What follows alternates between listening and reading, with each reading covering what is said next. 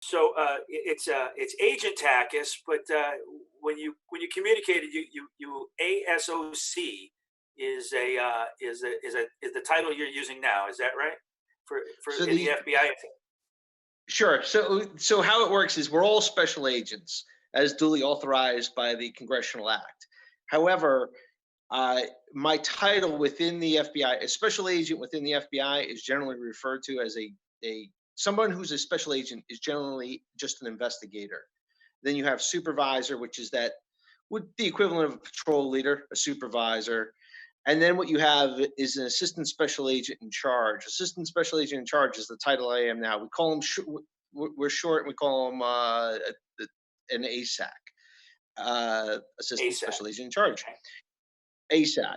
And then what happens is you have a special agent in charge or an SAC, and an SAC usually runs an office. So you'll have where I work now, I have one special agent in charge that's over me, that's directing my actions.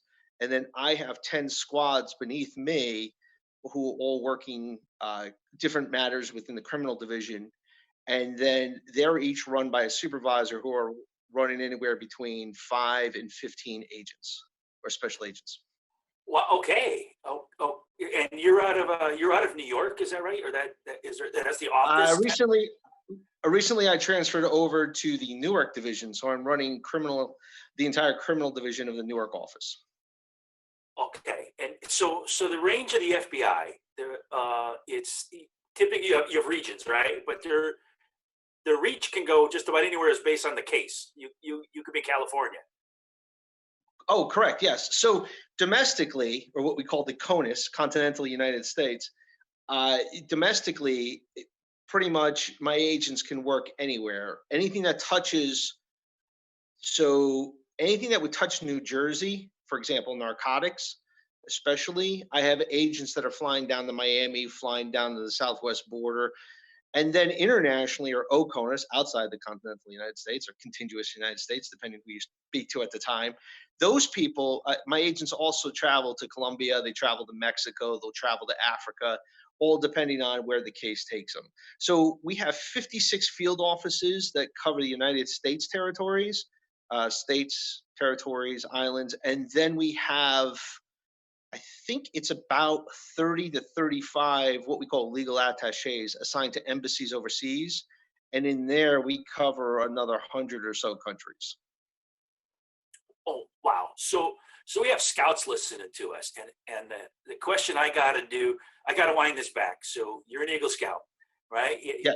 We all know where we are. When we look behind, everything's really clear. But when you look in front, you're an Eagle Scout out of Monroe, out of Troop 63, and when you were scouting, let me ask this: were there any like kind of defining moments that bounced you around in your scouting world that kind of directed you to where you landed? Merit badge? So I would Uh-oh. say exactly what you said. The Eagle Scout is what directed you, right? That is that defining moment in scouting, achieving the Eagle, because you've become not just the scout or part of the troop. You've become now part of a larger brotherhood of leaders among the scouts. You've attained the greatest that you can in that organization. And I think even today, when you look on uniforms, people look for that eagle uniform, that eagle badge, or that eagle knot, because that's the individual that did the very best in their troop for their troop and for scouting. So that's the defining moment. I would say scouting as a whole, however, is it's one of those. So we have a saying in the FBI: chances, choices, and consequences. You have a chance to do something, you have to make a choice, and you have to live with that choice. Well, you make that choice based on your upbringing and your ethics and morals, and then you live with your consequences of that choice. I think scouting is one of those things that drives you to make those good choices. You have the chances, scouting drives those good choices because you have the scout oath, you have the scout law. Today, I can still recite the scout law and the scout oath. And that's sort of that was what defined the road to get to where to be to anything I do, being the Eagle was that defining moment that I want to be a leader amongst my peers and amongst my friends. Fascinating. Close call too. You're a pretty active hockey player, right? So there's a lot of stuff going on in young people's lives. Yours too. Sure. Well, with my kids, definitively now, I think Jake bounces from football to hockey to, well, he used to do robotics. I think he's looking at the bait team now, and then he gets into scouting. Uh, it's in, I think that makes a better scout. Like that's a well-rounded scout. You don't want to just be scouting. You want to be everything. I had cross country. I was playing cross country or running cross country. I was running track, actually throwing shot put. I was a bigger kid, so I got to do the weight events. Every now and then they would have me run hurdles just for fun, but I always made time for scouting and continued scouting through my life. Okay, so we finished that and on to college, right? So UConn, right? Yes. So I originally thought I was going to be an aerospace engineer. Uh, and I went to Rutgers School of Engineering and realized, no, I like talking to people a lot more than I liked engineering. And so I shifted over to political science and drove through my 4 years of, well, three years of UConn towards a career in law, which is where I thought I wanted to go, and went to law school after that. During law school, however, and I think that's where the FBI clicks in, during the law school, FBI came on campus and recruited. I never really thought, right? I had this entire past history of service to my community. I was always proud of being an Eagle Scout. It came up.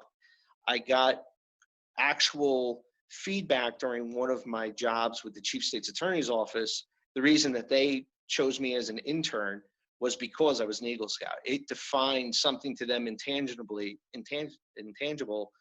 to the Chief State's Attorney's Office. They circled it on my resume and they asked about it during my interview. I got that job because I was an Eagle Scout. So as I'm driving towards my career in law, the FBI comes on campus and says, this is what we're looking for. This is what we do. Piqued my curiosity. I dropped an application with them. I continued on my career in law. I became a judge's clerk. Basically, I would sit in court with the judge and draft their opinions of law and how they kind of saw the case winding and research the law to help them make the decision. And then the FBI called and said, we'd like to start interviewing you. And the rest is, as they say, history. So the FBI has its own training. It's you've got to go down and go through the training for that. Pretty extensive. Yes. So it's at the time I went through, it was 16 weeks. I think they've now changed it to 18 weeks. They cover everything from ethics, firearms, law, history. You can't fail 2 exams. You fail 2 exams, you're out. And failure is anything below an 80% for them. You go through practical exams. So they give you a fake cred and a fake gun and say, go make an arrest. And you have to arrest plan. You do surveillance. You do a lot of driving. You'd be surprised how many FBI agents get their license just to be an FBI agent. And because they come from the city, they haven't driven yet. So we do a lot of driving to make sure that you actually don't smash the cars around. And then evidence, fingerprint. I did fingerprinting when it was still, you still rolled wet prints. So you look at the thumbs and like, well, that's an arch or that's a swirl. Now they have a jabs machine, which is automatic, but we did wet prints. And when I went through the FBI laboratory and the FBI Academy were in the same building. So we actually went down to the FBI laboratory to actually go through fingerprints and get those demonstrations. Wow. So now you're assigned to an office in some form of a specialty, and you probably get some experience traveling around. And yes, you mentioned it was narcotics, I guess, or right. So when I joined the FBI, narcotics had just been. So the DEA has the primary jurisdiction for narcotics, Drug Enforcement Administration, federally. They have their narcotics mission. just recently, probably within the 5 years that I had joined, because of the rise in the violence associated with crack cocaine, the FBI had taken on that mission as well, because the FBI really works enterprise very well. We work criminal organizations, and we disrupt and dismantle criminal organizations through the enterprise theory of investigation, which means think about an organized crime: head, lieutenants, soldiers, and we indict the whole thing and for the crimes that they commit. So we had just taken that on probably about 5 years. There's a great history to that, which is probably appropriate for another time. But we took it over, and I was assigned to C11, which was a very historic type of squad. And it was, all we did was violent crack gangs, nothing else. So my first case was an 11-person organization fighting with an 8-person organization, shooting it out in a playground. And I was told, disrupt and dismantle these two groups. And I did. So there's a lot of patience, right? You can grab just the head, and the rest of it has a survivability. And so you actually kind of got to bite your tongue a little bit and pack this thing up and go in one shot. It's a lot of planning. Uh-oh. Right. So when you're working in it, so usually what happens when you get a little slow, it's good now. You can still hear me? So when you get an organization, you get that group. Yeah, you're right. You need the patience. But again, though, it goes to that skill of sitting and looking, and you've usually grabbed somebody who's made a really bad choice in their life, and they need to work their way out of it. And they're usually lower level, and that's where the patience comes in, because now you're going to take somebody who you obviously can't trust because they're already betraying friends, who is a criminal in and of themselves, and you have to work them into an organization and work your way up that organization. So it is a lot of patience. It's a lot of, believe it or not, it's a lot of sort of mentoring, like social work, sort of like working through people's personal problems to keep them focused, both on the team and the bad guys that you're working with. And you work with usually detectives, and you incorporate their cases, the local detectives, you incorporate their cases, and you build a large RICO investigation. And a RICO investigation is basically an organization of 2 or more individuals working towards one purpose that have committed at least 2 state crimes. And there's a list of state crimes in the statute. Most of the time, the ones I charged were homicide and narcotics trafficking. Okay, this is pretty bad. Gotcha. So let me, crime prevention merit badge. I'm just going to jump on that one.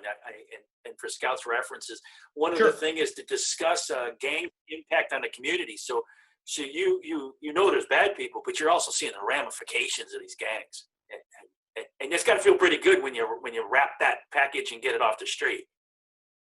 Oh, absolutely. I think what sold me on what I did was the first gang that I put together and I took off the street. We pled out the case, and they pled to life counts because the death penalty was at issue, and they pled to life counts, pretty much 25 years and up. So it was a very good case. So we were happy with the plea. And I got a call from a grandmother, and she wanted to know what the plea was and what our reasoning was behind it. And she broke into tears to thank me because the individuals that we locked up murdered her grandson when he just went to a restaurant to go buy chicken for, it was like a fried chicken place. And she sent him out to go to get chicken for the family. He never came home. And she broke down into tears. And that was from that point on, I was like, yeah, you're doing the right work. It feels good because you go in, you see the despair and the fear in the people who are just trying to make a living in already bad conditions. And they're just trying to make a living. They just want any step up, anything that they can do.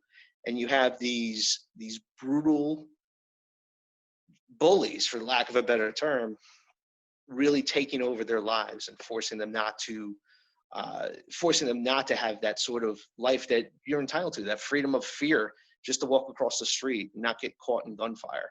It was good work. It was really good work. Very rewarding. That's awesome. Hey, thank you for sharing that. There's quite a few scouts that are going to hear this,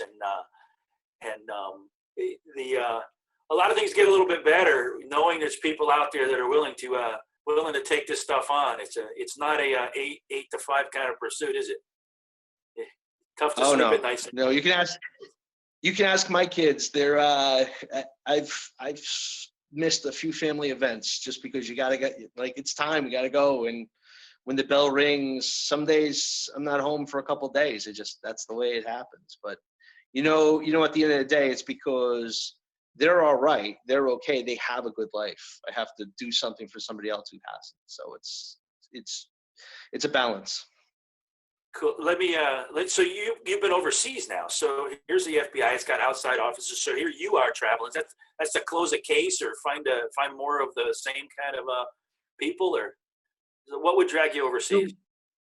So when I went overseas, it was mostly in the counterterrorism missions, to work with the local police over there, much like we would do, say, on the streets of New York, where I would go and work with the NYPD and absorb their cases into a federal case.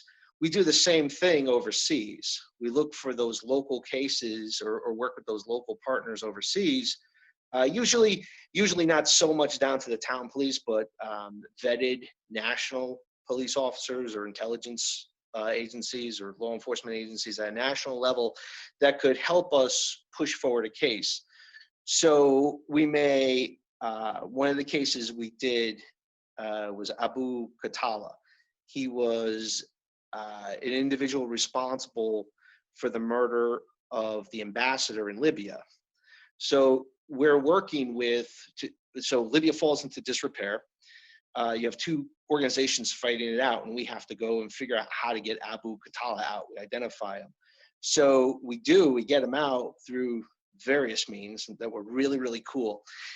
But to identify him, to set up those ways of doing it, to set up our operation, we had to work with French agencies and Spanish agencies. And the only way for them really to risk something for us is to go over and meet them. And so they can see the sincerity on your face where you say, I want to avenge the murder of an American ambassador because I want to get this individual arrested and brought back to the United States.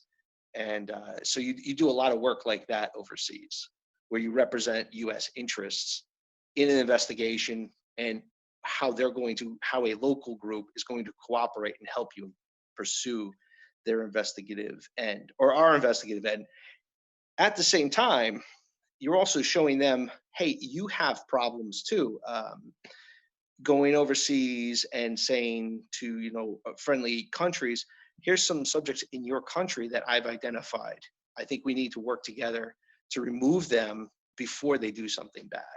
And so you do that sort of investigation too, where you're sharing information and helping push their cases forward. You don't move as much on the street though, because it's a foreign country. So you got to work with them.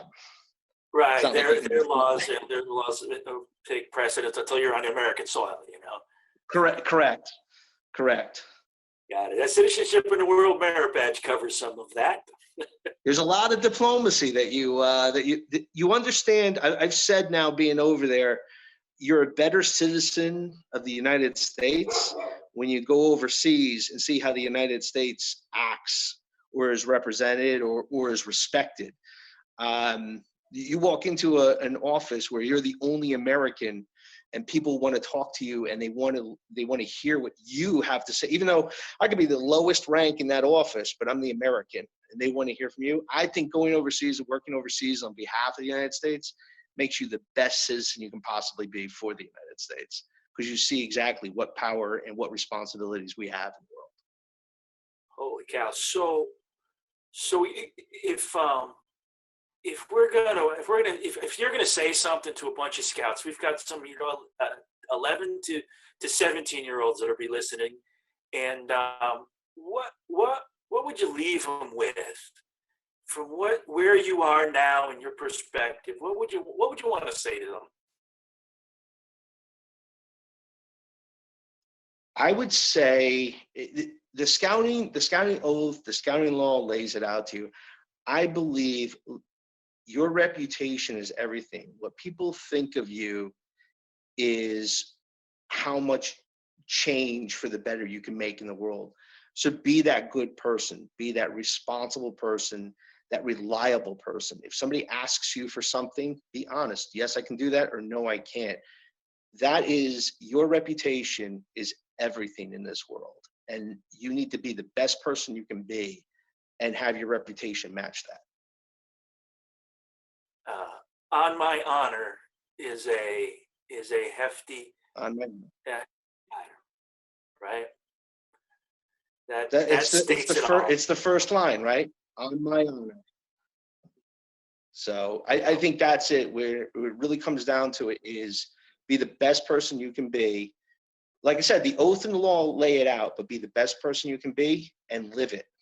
Live that so that people expect it and they can rely on it. And it'll I'm, get you far. it will. It will, and we're hearing it from not just the parents and the scoutmaster. There's a bunch of people coming on board, and just reminding everybody that through all this great history and legacy that they will form.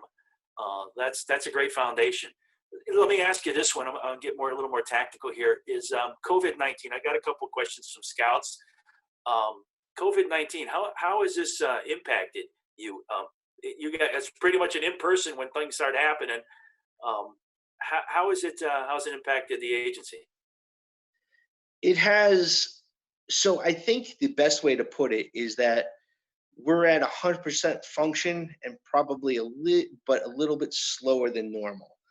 Um, I in our every office is dealing with it in a different way. In this area, Connecticut, New York, and New Jersey, we all have been heavily impacted. So the first thing is, look, our people are our biggest resource. So we have to protect our biggest resource, but we have to also be doing our job and being in a position to respond in case of a national event. And so it has slowed us down in that we're a little more cautious in how we proceed to do things, but we're still producing at a very good rate. We have a system where we break the office up into two shifts. And this way, we have one shift that actually is in the office pushing forward cases, and the other shift is out on the street doing surveillance. And this way, the two shifts are kind of separate. So if one shift gets infected, the other shift, or exposed, I should say, not affected. If they get exposed, the other shift is still safe and still unexposed and still able to respond in a regular fashion. So I basically look at it. I have 50% of my workforce working specifically on cases, and I'm probably doing 60% of my stats per period. So we are working. I have I have people working and working harder because they know people are expecting everybody to sit back and be safe. Oh, I'm not going to work as hard. I'm going to be safe. I'm going to hide. No, we're out there. We're working harder. We're putting up better numbers, or I shouldn't say better numbers, more numbers. That's So that's really it encouraging. has That's kind of slowed us down. yep. And let's hope it's maybe even giving some of the bad guys second thought of slowing. They can slow down too. You can catch up. Well, it's funny. It has changed a little bit of the focus too, right? So my my groups aren't as active that I'm targeting, but the violence is increasing because they feel there's no police on the street. So I've changed from, all right, I need to work gangs, to, all right, I'm just chasing violence now. You have a gun, I'm chasing you.